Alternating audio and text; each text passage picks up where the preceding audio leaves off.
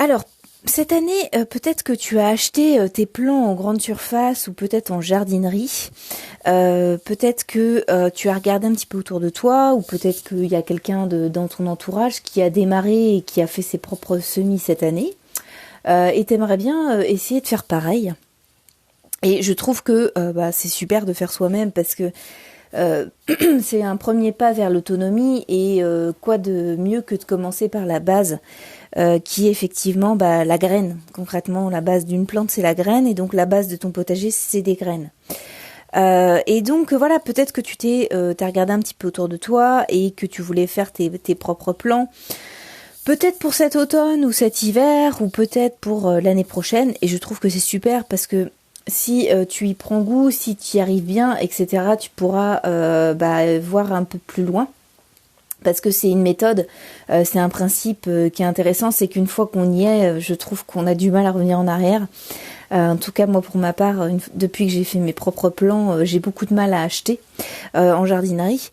Donc voilà, j'aurais voulu avoir ton retour d'ailleurs là-dessus, si toi-même tu as tes propres plans dans les futures semaines, si toi-même, tu y trouves un plaisir dingue à en faire. Voilà, donc en tous les cas, tu t'es peut-être rendu compte que l'intérêt était là en tout cas pour faire ses propres plans. Parce que finalement, on gère ses propres plantes, c'est-à-dire qu'on gère sa propre production, la germinaison de ses propres graines. Donc tu gères tes plantes, tu gères ta quantité, tu gères également la variété de tes plantes, et puis tu gères également ton budget. Et ça c'est intéressant parce que en jardinerie, ça commence à chiffrer. J'ai donné un exemple, ma voisine cette année a acheté des plants de tomates greffées. Et tu vois, c'est assez cher. Alors pour t'expliquer un petit peu, en fait, pour un plant greffé, c'est qu'on a pris 2 variétés de tomates. Des plants qui sont déjà, c'est pas des graines qu'on a greffé, hein. C'est des plants. C'est vraiment quand la plante commence à grandir, à avoir quelques feuilles, on greffe l'une sur l'autre. Pour que justement, on ait une variété qui soit plus résistante, qui puisse bénéficier des deux variétés en fait. Et donc, le truc c'est que ces plants-là, ils sont 2 à 3 fois plus chers que les autres. Et concrètement, ça commence à chiffrer. Moi, je sais plus exactement combien elle a payé, mais si tu veux des quantités de tomates assez intéressantes, il te faut quand même pas mal de plants. Et donc, fatalement, ça va te coûter quand même assez cher. Bon, en tous les cas, voilà, c'est un petit peu le principe cette année, c'est peut-être d'essayer quelque chose de nouveau. Et je trouve que, faire ses propres semis, c'est déjà un pas vers une certaine autonomie. Alors, t'en es peut-être pas là, hein, mais vers un pas vers cette autonomie en tout cas. En tous les cas, voilà, donc moi qu'est-ce que je voulais te dire? Écoute, que on peut commencer ensemble et je voulais voir avec toi qu'il y a différentes qualités de graines avant même, le cycle de la plante, c'est un peu ça si tu veux, c'est une graine, une plante, une fleur et de nouveau une graine.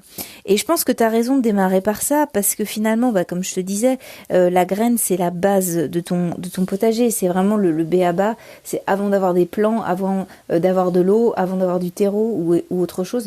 Une graine ça reste important puisque si elle est de mauvaise qualité, t'auras rien à cultiver et donc tout ce que t'auras fait n'aura servi à rien. Et donc moi j'ai distingué un peu deux grandes catégories de graines. Alors il n'y a pas de bonnes ou de mauvaises graines, hein. Je veux juste te donner les caractéristiques de ces différentes graines pour que tu puisses faire ton choix et que toi derrière tu galères pas et que tu saches exactement à quoi t'en tenir. Donc pour moi il y a 2 catégories de graines. Il y a une première catégorie que tu vas trouver en grande surface. Souvent t'as énormément de choses, hein. T'as des gros groupes derrière ces graines là. Tu vas voir sur les paquets il y a marqué F1. Ça veut dire que ce sont des graines qui ne sont pas reconductibles. Ça veut dire que par exemple aujourd'hui tu vas acheter un paquet de graines en grande surface de tomates. Tu vas faire planter ta tomate. Ta tomate va donner, tu vas avoir des fruits. C'est super, tu as une bonne production, génial. Ces tomates-là, tu vas pas pouvoir les planter. C'est-à-dire que si tu les plantes, ça va peut-être te donner une plante, mais tu n'auras pas de tomates dessus. C'est-à-dire que c'est ça, c'est cette reconduction. Ça veut dire que un plant de tomate avec des graines qui ont été génétiquement modifiées, parce que c'est ce qui en est dans ces sachets, ne va pas pouvoir te donner d'autres tomates derrière. C'est-à-dire que ce sachet-là, il est valable pour une graine égale un pied de tomate, c'est tout. Point barre. Il n'y a pas de reconduction perpétuelle. Donc voilà ce que je voulais te dire. Donc elles sont génétiquement modifiées et généralement elles répondent à un besoin de production massif. C'est-à-dire que ça va être des graines qui vont être là pour...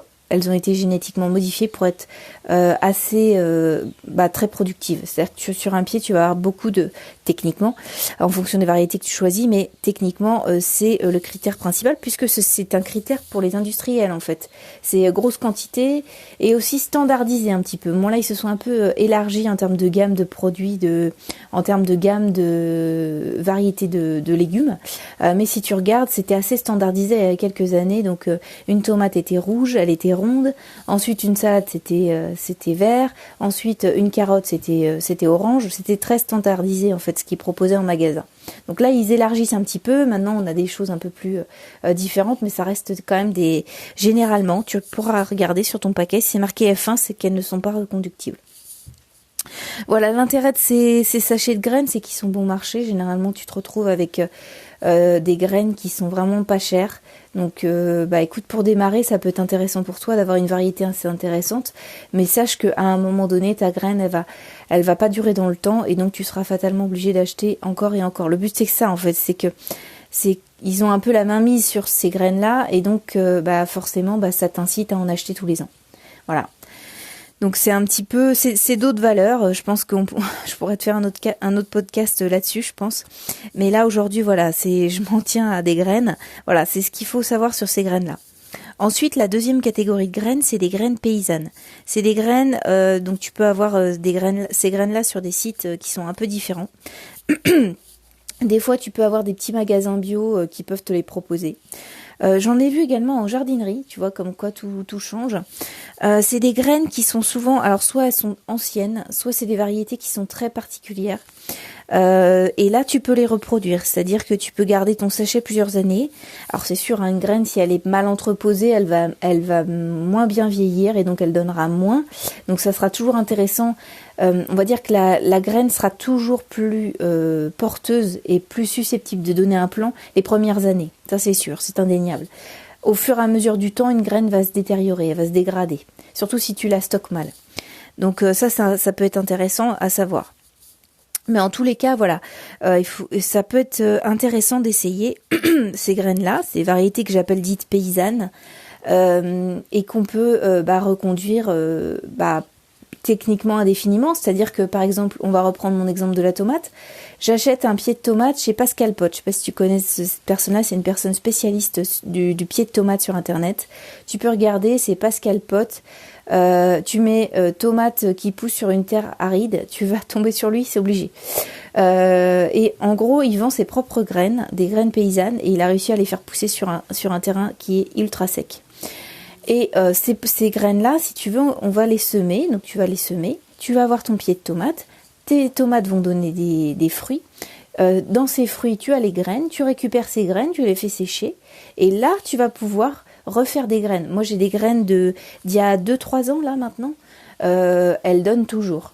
Donc, c'est pour te dire que tu peux avoir aussi une variété assez intéressante. Peut-être même en donner autour de toi. Moi, je trouve que c'est toujours sympa.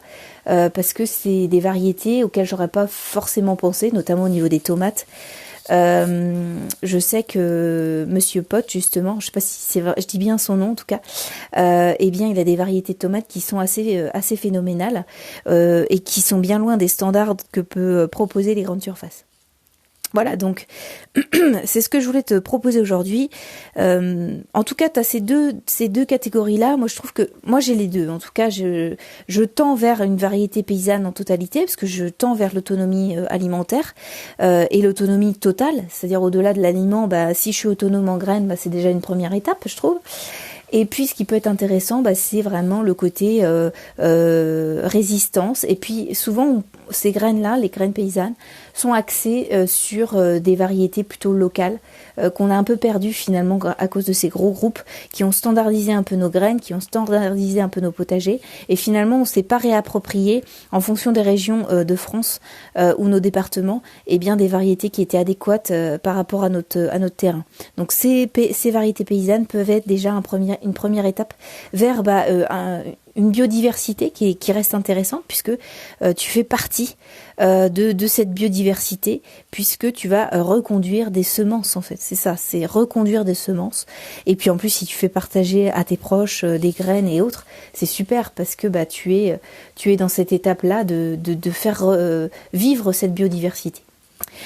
Voilà ce que j'avais à dire aujourd'hui sur les graines. En tout cas, jardine très bien aujourd'hui. Si tu veux aller plus loin sur les conseils, tu le sais maintenant. Il suffit de cliquer en dessous de ce podcast. Moi, je t'envoie des mails sur des conseils, sur comment réussir ton potager. Et puis, moi, je te retrouve demain pour le futur podcast. Je sais pas encore de quoi j'ai parlé, mais il y a tellement de choses intéressantes, je sais pas trop par quoi commencer. Bon, on va bien trouver. En tout cas, je te dis, jardine bien aujourd'hui. Et puis, je te retrouve demain pour de nouvelles aventures au jardin. Allez, salut!